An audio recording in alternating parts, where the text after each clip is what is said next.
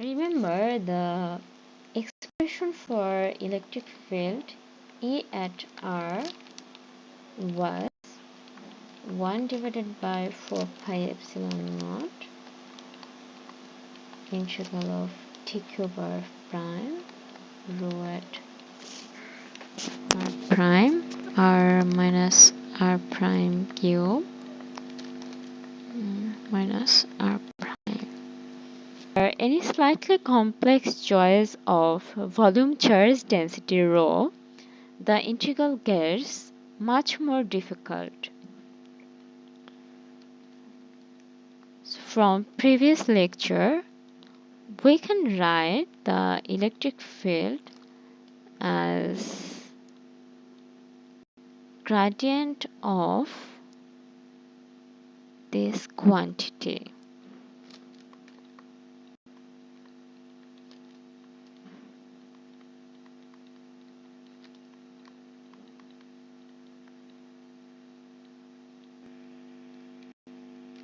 As gradient of this separation vector was equal to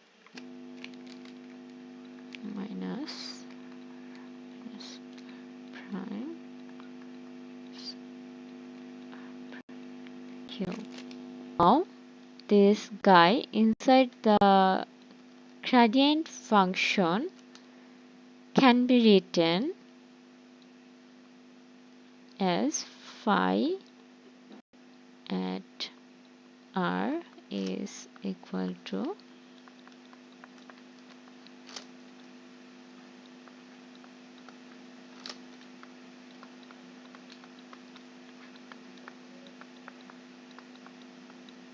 this is a scalar quantity.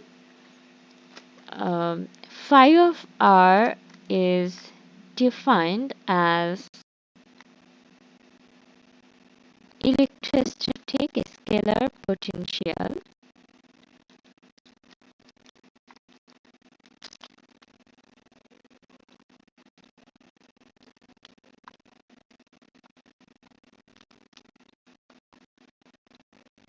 integer is much more easier to evaluate than the vector one. So now electric field is a gradient of a scalar function.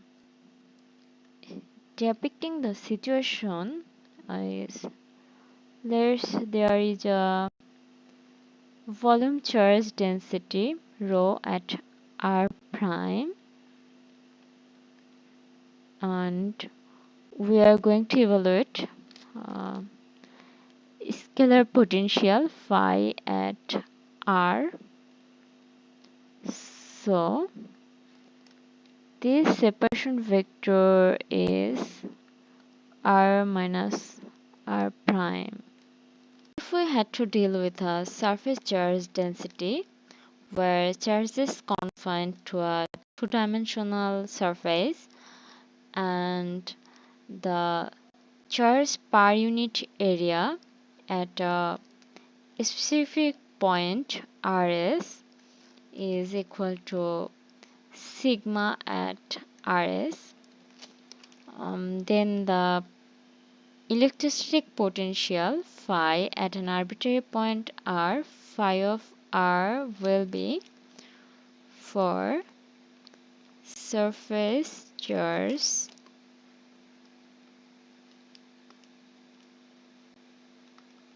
density phi at R is equal to 1 by 4 pi epsilon naught surface integral of sigma at Rs. Here the separation vector will be R minus Rs, so modulus of R minus Rs. For line charge density,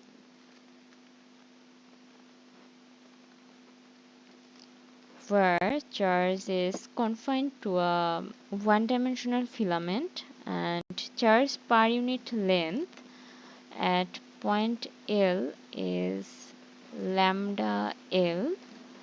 So the potential function at an arbitrary point R will be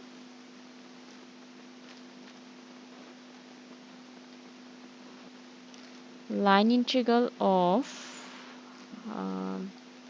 lambda at for linear charge density, lambda at R divided by separation vector.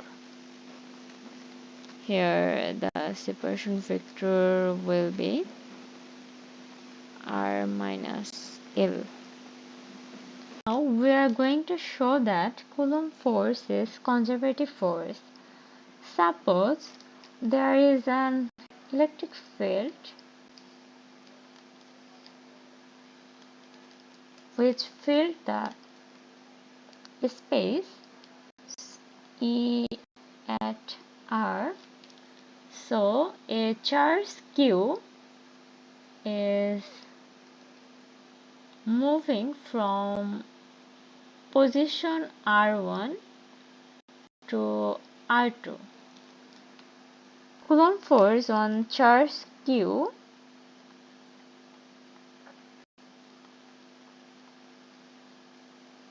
is F equal to QE at R. So the mechanical work done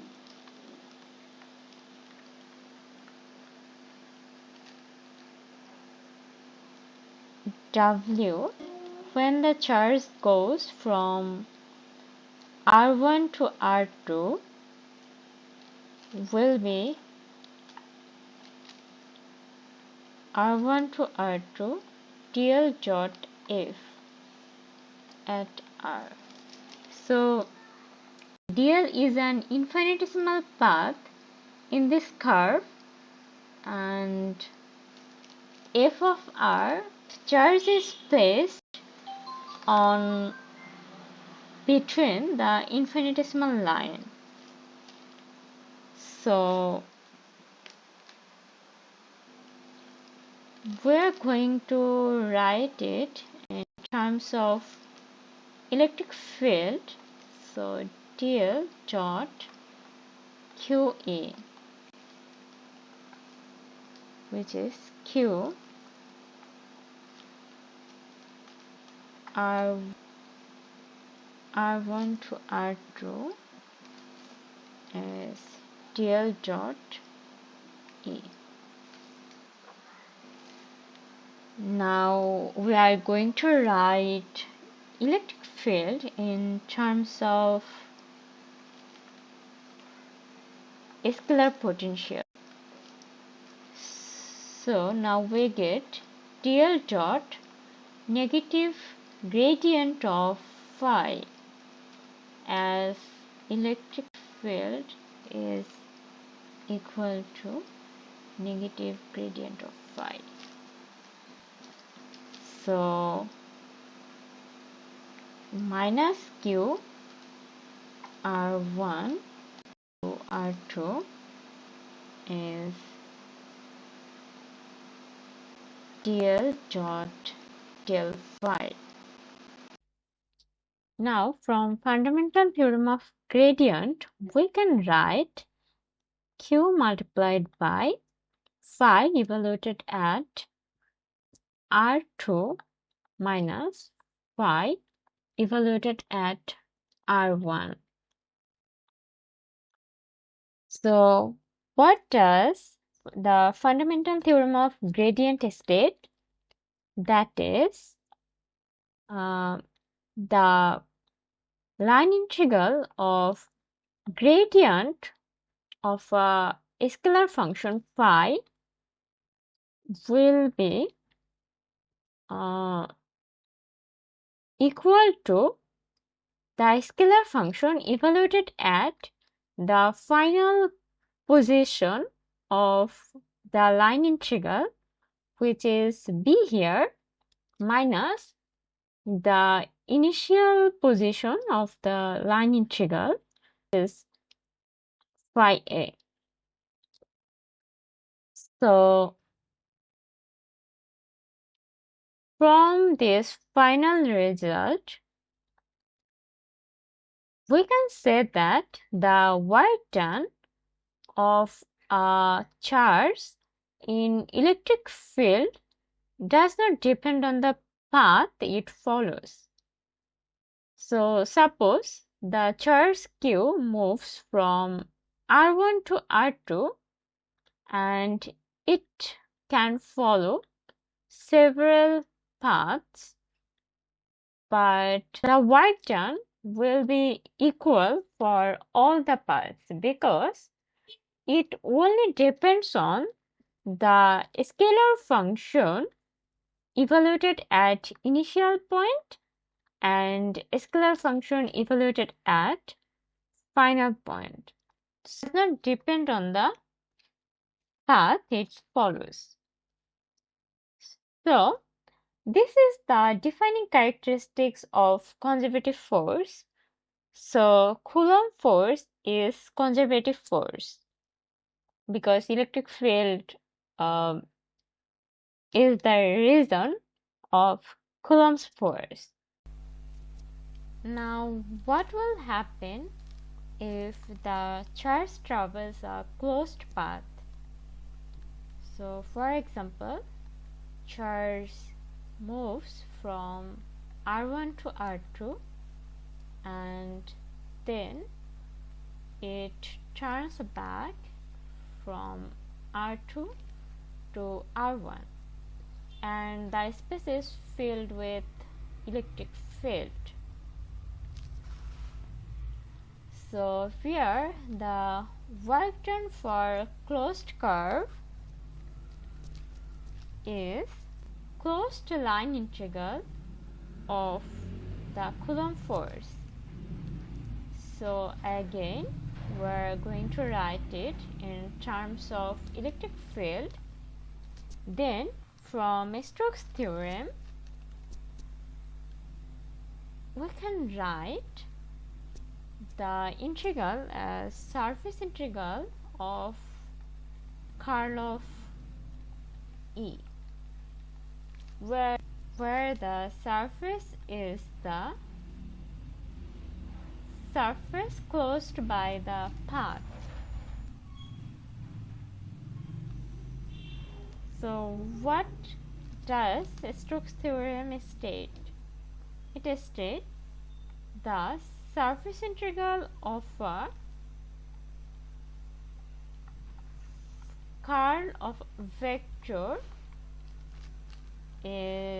will be the closed line integral of the vector when the line is the boundary of the surface. So we know the curl of E is equal to 0, so the result will be 0. So like all other conservative force, we can say that the closed line integral of electric field will be always 0. But the important fact is the Coulomb law is conservative because it is a central force, not because it is inverse squared force. So what is a central force? Central force is the radial force that depends on the distance from the origin. So we can write central force as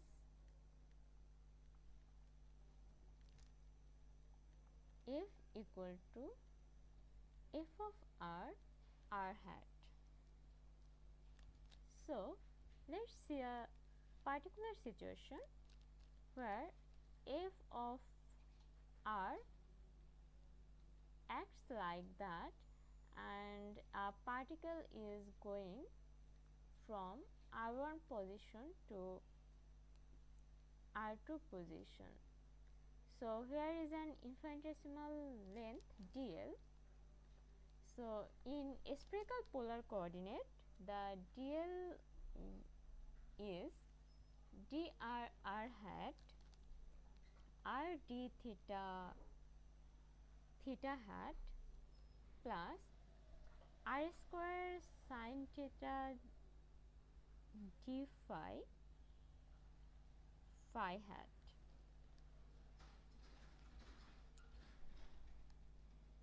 Now the work done from position r1 to r2 is from r1 to r2 f of r dot dl. So it is r1 to r2 f of r dr. In dot product, the only r component of dl survives. Now let's define a function u, which is antiderivative of f. So f of x will be du over dr. Substituting the result, we get du over dr into dr. So the integration result is u evaluated at r2 minus u evaluated at r1. So the work done for every central force only depends on the value of a scalar function. So the work done due to a central force only depend on the value of a scalar function evaluated at final position of its trajectory and initial position of its trajectory. It doesn't depend on which path the particle followed. In the meantime, we saw that f of x can be written du dr. So force F is du dr r hat. Now we can define du as charge and another function phi, and the Coulomb force F can be written as q multiplied by electric field. So electric field is minus d phi dr r hat. If we look at this expression, it is the gradient operator in a spherical polar coordinates when the function phi depends only at r. So which is nabla phi. In reason, we can write the electric field as a gradient of a scalar function because the Coulomb force was a central force. We do not need to use the Helmholtz theorem to write it, but Helmholtz theorem is another way to write it. From previous result, we can write phi evaluated at r2 minus phi evaluated at r1 is equal to minus line integral of electric field, where the initial position was r1 and final position was r2. If we denote the final position r2 as r and initial position r1 as r0, we can write phi at r minus phi at r0 is equal to minus r0 to r e dot dl. So electric field is the physical quantity and we are interested only the difference of phi. So we have a choice to set phi r naught equal to 0. Then the electric scalar potential at an arbitrary point r minus line integral of electric field.